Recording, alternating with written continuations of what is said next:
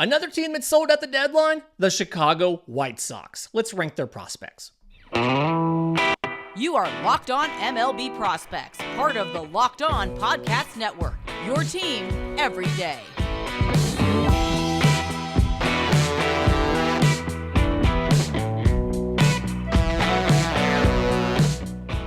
Yes, welcome on in to Locked On MLB Prospects, your home for all things minor league baseball. I'm your host, Lindsay Crosby, freelance baseball writer and podcaster. Thank you for making this your first listen every single day. We're probably part of the Locked On Podcast Network, where it's your team every day. And today's episode is made possible by our friends at Bird Dogs.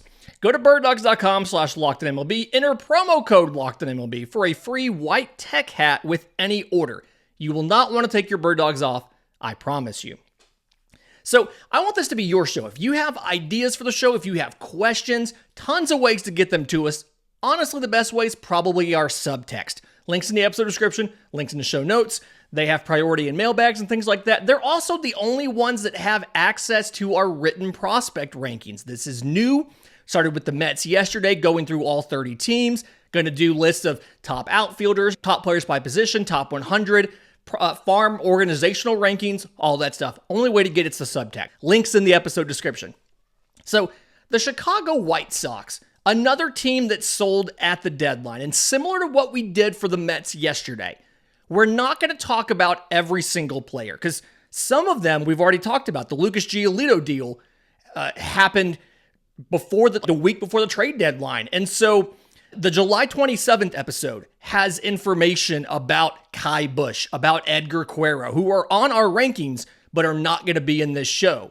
Again, July 27th, if you're on audio, if you're on YouTube, it's going to come up in the corner right there. You can click on it, go listen to those guys, and then come back here. Bonus episode that we did there because on this show, we give the people what they want.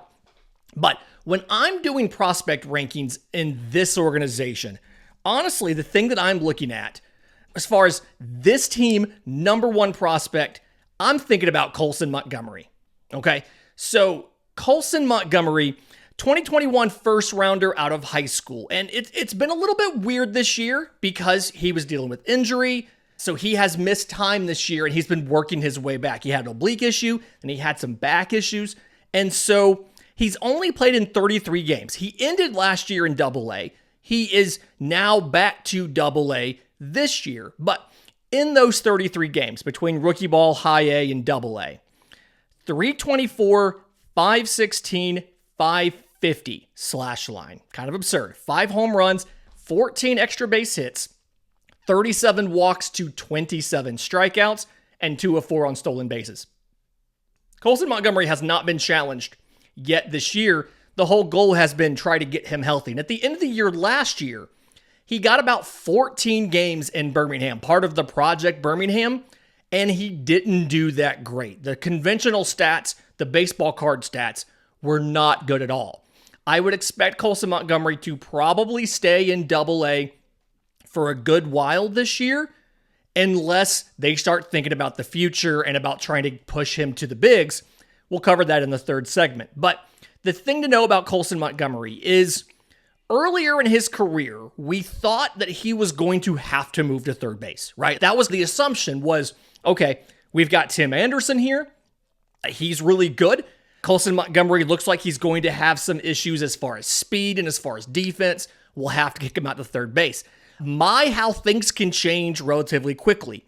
Tim Anderson has, gone to sleep at the plate and other places. Colson Montgomery has shown that defensively, he's pretty good, and he's been able to play well enough to stay at shortstop. Is he the rangiest shortstop? No, his speed is still probably just average or so, but the arm strength's above average, and what I've really been impressed with when I saw him in Birmingham last year during Project Birmingham, and then when I've seen him on tape this year, is the off-platform throw. If you're an NFL fan, this is the thing you hear about a lot with a guy like a Patrick Mahomes, where he doesn't have to have his feet set to make the throw accurately and, online and on time.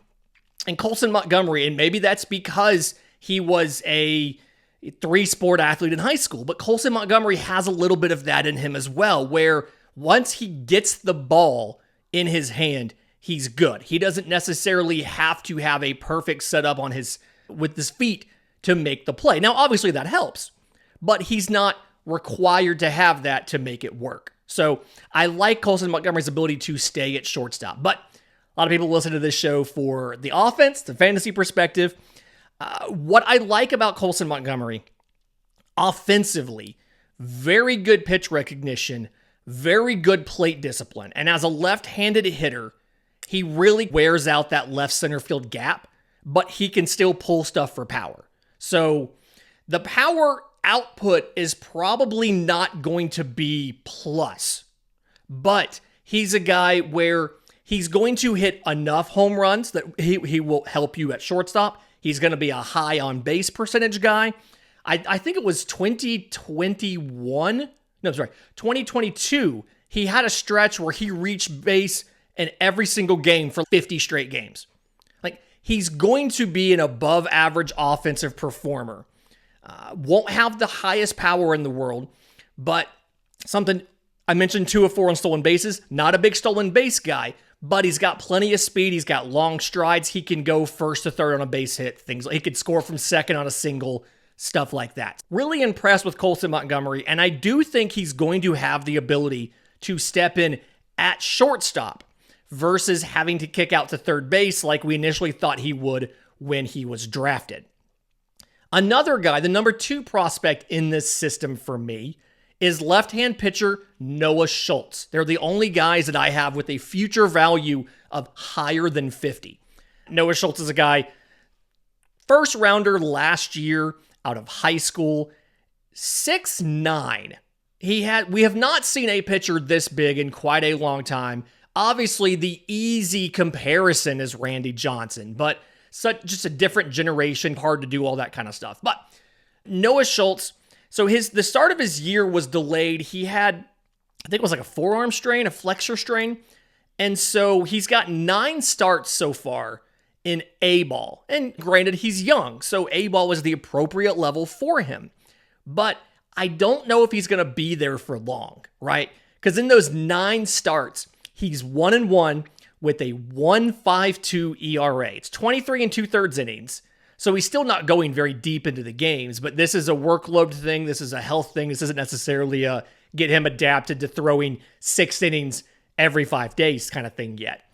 In those 23 2/3 innings for Noah Schultz, 33 strikeouts, so 12.5 per 9 to 4 walks, 1.5 per 9, 3 home runs allowed. He's one of those few guys that may have more home runs than walks given up when the year is over if things continue. And it's rare to have that lack of walks in a 6'9" player, because those guys that have those incredibly long limbs, and we've talked about this before, it's the proprioception. It's the knowing where your limbs are instinctively and understanding how all of that stuff works. Like, it's not, you struggle with that when you're incredibly tall. You also see that when kids hit growth spurts because they instinctively don't automatically understand where everything is. But he has that. And the fastball that he throws is very good. I would call it a 70 grade. I've seen a lot of 60 and 65s.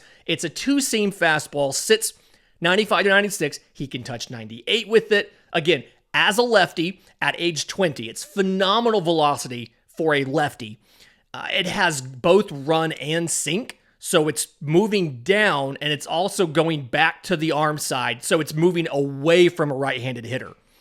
And the thing is, you would expect, because of the fact he's 6'9", that everything's coming in from this ridiculously extreme vertical approach angle. And it is high, right? He's on top of a mound and he's 6'9", but he has a lower arm slot. And so because of that, he releases the ball a little bit closer to the plate than you typically would be able to if you had a 3/4 slot or a high 3/4 slot or an overhead slot. And so it plays up a little bit off the velocity, and it gives it some deception because it's almost like he's reaching to the plate and then just setting the ball on the plate. It feels like he's a lot closer to you than 60 feet and 6 inches, just from folks that we've talked to who have seen him. And so he combines that with a sweeper. I've got it as a plus pitch, 81 to 84 or so. He's comfortable throwing it to both lefties and righties. We know, we've talked on the show, sweepers have the biggest platoon split of any pitch.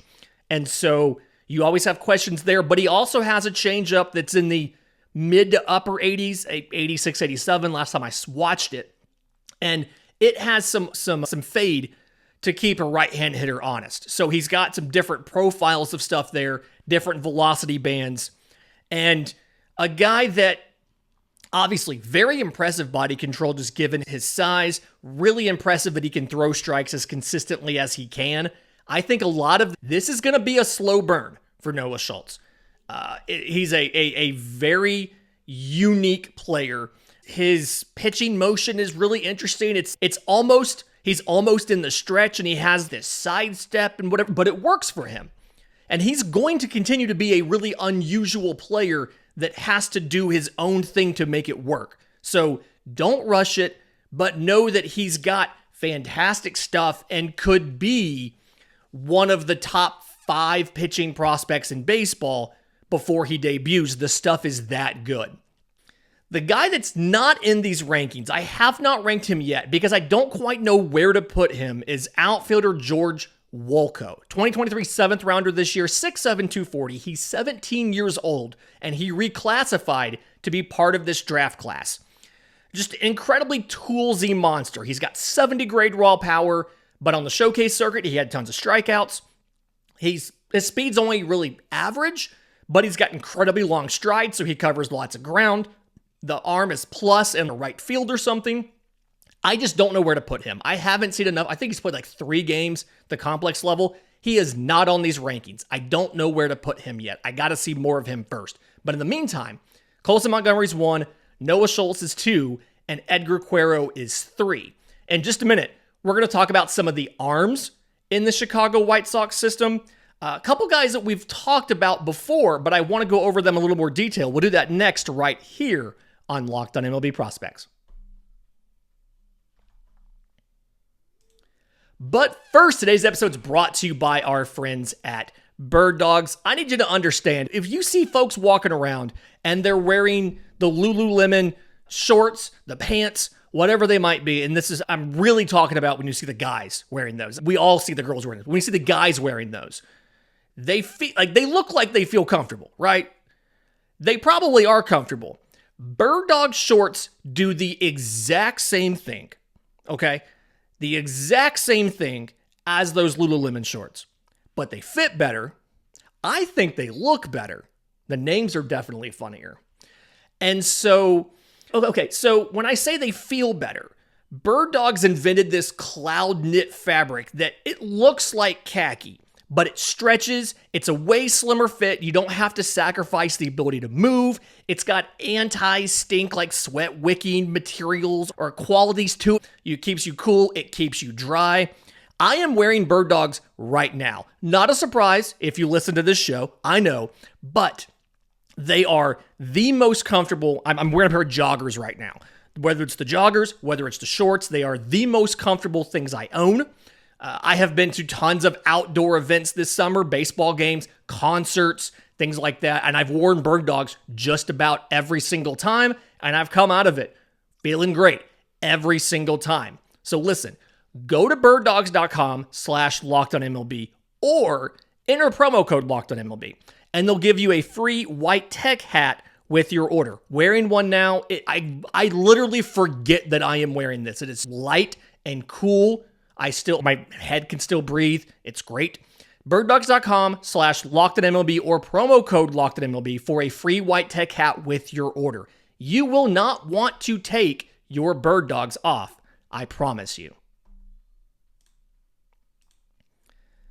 Okay, so looking at some of these pitchers for the Chicago White Sox, I've got a big grouping of these pitchers in here in the teens, right? Tyler Schweitzer, left-hand pitcher. I have number 16 in the system. Christian Mina, the right-handed pitcher, at 15. Jonathan Cannon out of Georgia and Peyton Pillette out of Arkansas at 13 and 12. Sean Burke at 11. We talked about Kai Busch last week. He's at number 9. But the two guys I want to talk about today came over in the Lance Lynn deal. So Nick Nastrini and Jake Eder. Nick Nastrini was a 2021 fourth rounder out of UCLA. Again, in the Lance Lynn deal here.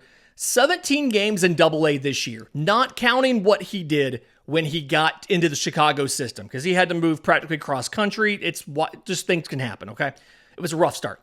17 games in AA Tulsa for Nick Nastrini. 5-3 with a 4.03 ERA in 73 2/3 innings.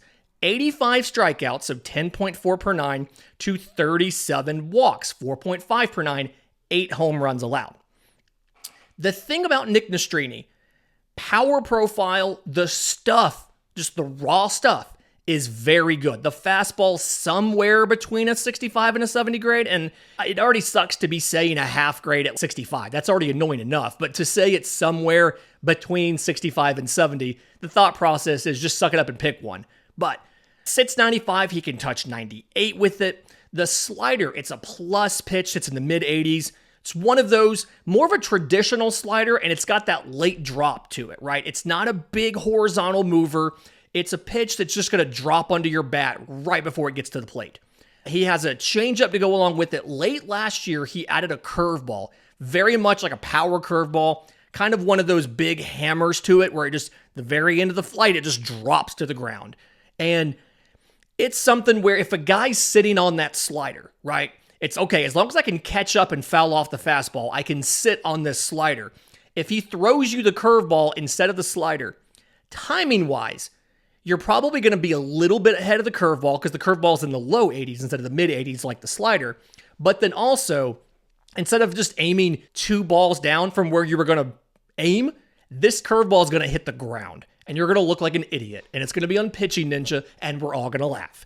That's what Nick Nastrini does. Now, the issues, you heard 4.5 walks per 9 innings, 37 in his 73 innings. The issue is he's a very intelligent baseball player, and sometimes that's almost a detriment, right? He gets too into overthinking. This is from what I've been told. I've never actually met Nick Nastrini, just clarifying here. But from what I've been told, he gets too into thinking about everything. It's kind of like a golf shot, right? You can't sit there and think about everything you have to do right in the shot because you're never going to execute the shot. You're going to get something wrong. You're thinking about too much. What he needs to do is establish a good tempo and just be an athlete out there. And when he's able to do that, when he's able to get into a tempo and be pitching on have that timing and kind of be in that flow, the control issues go away because it's just his natural motion is one with good control. So I like Nick Nastrini. I've got him as the highest rated non-Noah Schultz pitcher in this system. We'll see what he's able to do, but very excited that they got him. I do think there is some reliever risk there, probably more than you would love, simply because of the walks, but the stuff is very good. It's just a matter of getting him to believe in it more and be a little more consistent with it. Another trade acquisition, Jake Eder, left-handed pitcher, came from the Marlins in the Jake Burger deal. 2024 rounder out of Vandy. A little bit of a different profile here because he had Tommy John in 2021. He looked really good when he first got into the system for Miami, had Tommy John, and has been working his way back. So he has 10 games between A-ball and AA. 2-3, 4.35 ERA, and 41 in the third innings. 50 strikeouts, so 10.9 per 9, right there with Nick Nastrini, to 25 walks, 5.4 per 9, just right there above Nick Nastrini, and 4 home runs. I feel really good about Eder because before the injury, he had plus control. And I feel like it's going to be able to come back. And again, I'm ignoring his first start that he made in AA with the White Sox because again, it was a big transition. Not as big for Eder. He was already in the Southern League, but still. But the actual stuff, right? So the fastball plus fastball, it's typical lefty velocity, so it's 92 to 94. He can touch 96 with it.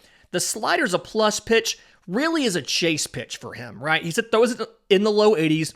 It's got 2-plane break. It is tons of fun to just watch that thing dive away, down and away from a lefty. I've watched too many Braves affiliates not know what the heck to do with that Jake Eder slider. But he can adjust the break. He can make it break more. He can make it break less. He can change the axis on it sometimes, have it break a little more horizontally, a little more vertically. So it serves the function of multiple pitches. But I really like it. And then he throws a changeup in the low 80s, gives you something that's going to run back in on a lefty, kind of gives you a handedness thing there. Again, the control is starting to come back. Just anecdotally, when you watch him, it feels like he's getting a little more comfortable with that. Definitely what you need him to be able to do if you want Jake Eder to work out as a starting pitcher for you. Again, I've got Nick Nastrini at number 6, Jake Eder at number 7, and then we talked about him in the show that we mentioned for last week. Kai Busch is at number 9, and then all those other guys we mentioned are right there in the early teens. Sean Burke, Peyton Pallette, Jonathan Cannon, Christian Mina, all those guys are in the early teens. In just a minute, we're going to talk about just like we did for the Mets, we're going to talk about the contention window going forward for the Chicago White Sox. What does it look like? How does this farm fit into there? We'll do that next right here on Locked On MLB Prospects. But first, today's episode is brought to you by our friends at Sleeper. If you think that Eloy Jimenez can hit a home run tonight, well, if you do, Sleeper, you can get up to a 100 times payout. All you have to do is choose 2 or more players that you like, so like more or less on whatever stat category, home runs, strikeouts, hits, or more, get your picks right, and you could win big. I think if you picked Jose Ramirez to get not only a home run, but also a knockout, you probably won extra the other day. But listen, the way it works, it's dynamic payouts. Those are now live. Every player projection has a multiplier attached to it. Instead of just like a preset multiplier based on did you pick 3 guys or 4 guys or 5 guys or whatever, dynamic payouts with each player having a multiplier.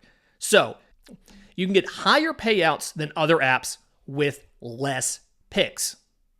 Swing for the fences on Sleeper picks. You can win up to 100 times your money. Use promo code LOCKEDON. Sleeper will match your first deposit up to $100. Again, first-time depositors can get a 100% instant deposit match up to $100 using promo code LOCKEDON on Sleeper today.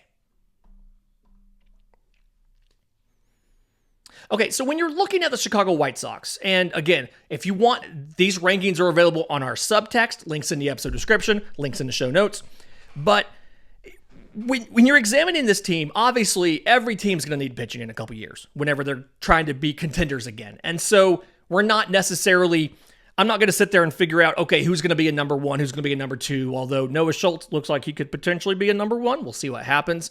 Plus, there's so many guys right now, like a Dylan Cease, we don't know what the contract's going to look like in 2 or 3 years for Dylan Cease.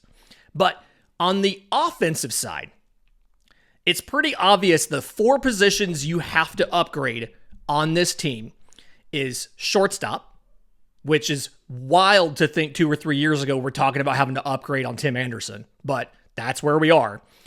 Juan Moncada at third base. You're going to have to do something there. Elvis Andrus at second base, and then Yasmani Grandal at catcher. And so when you look at what this team did, when you look at how the White Sox negotiated the trade deadline, they go out and they get 2 separate catchers. They get Corey Lee from the Astros, who I slotted in at number 10 in the system. I think I'm the low one on him, but slotted him in at number 10 in the system. They went out and got Edgar Cuero from the Angels. I've got him at number 3 in the system. You feel pretty good, especially because Corey Lee has actually gotten a little bit of MLB time. You feel pretty good that you can upgrade catcher with one of those guys. So then you look at, okay, we said shortstop, right? Tim Anderson is probably going to be gone. Colson Montgomery, I don't think it won't be to open next year unless you're rushing Colson Montgomery. Losing almost this entire year has pushed back that timeline a bit, but Colson Montgomery absolutely feels, if you're looking at 2025, he can be your opening day shortstop. This may be a scenario where he gets called up late in the year next year, get a taste, that late season call-up I love to talk about before you make your Rookie of the Year run in 2025. Third base and second base, you've got a couple different options. Lenyn Sosa, I believe, is still a prospect. I've got him on here at number 14. I don't necessarily think he's going to be a starting caliber second baseman on a contending team. I think his ceiling is still probably second division regular for Lenyn Sosa, but you have a couple other options, right? Brian Ramos is in Double-A, playing third base. Now, Brian Ramos probably needs to hit for a little bit more power than he's shown to fit the typical profile of what a third baseman would be, but you have that option. You could also, depending on how quickly Jacob Gonzalez, who you drafted this year, how quickly he moves through the system, you could see a scenario where Colson Montgomery moves out to third base so that Jacob Gonzalez can play short. If not, you have the option to take Jacob Gonzalez and move him to second base. And it fills a lot of your needs. Behind these guys in the complex level, so even farther behind Montgomery and Gonzalez and all these guys, you have a Ryan Burroughs. Ryan Burroughs could theoretically play. He's played second, he's played third, he's played shortstop. You got a lot of different options there in the middle infield for it. But for the most part, it feels like you have under 2-year options at all of those positions that you're hurting, right? You're hurting at shortstop. You're hurting at catcher. You're hurting at third base. You're definitely hurting at second base. You've cycled guys through there, and Elvis Andrus is your second baseman right now. You have the prospects to slot in there. And then when you look at the outfield, you have an Andrew Benintendi. You just called back up Oscar Colas. So you've got the corners taken care of. You have center field taken care of for now. That may be a thing you have to see. Do you need another center fielder or not in a couple of years? And you do have outfielders in this system. You've got a Jacob Burke in high A. You've got Terrell Tatum in Double-A. You've got Yelqui Cespedes in Double-A. I don't think any of those guys are going to be the answer in center field, so you may have to re-sign there, but you've got options, and I think that's the big thing. The trades that you made this year, going out and getting 2 catchers, going out and getting some high upside arms, really did a good job of replenishing while fitting into the competitive timeline. You didn't see them doing like the Mets did, where they went and got some guys that are 17 years old. For the most part, the guys that they were getting are guys that were in the mid Double-A. They had just gotten into the high minors and should easily be able to slot into this big league team over the next 2 seasons. So, believe it or not, good job by the White Sox. We've seen some of the reports that came out after they traded Middleton about the culture and atmosphere. That's a whole different show. I don't know if you're going to be successful with that. But in the meantime, from a purely prospect standpoint, you're reloading okay.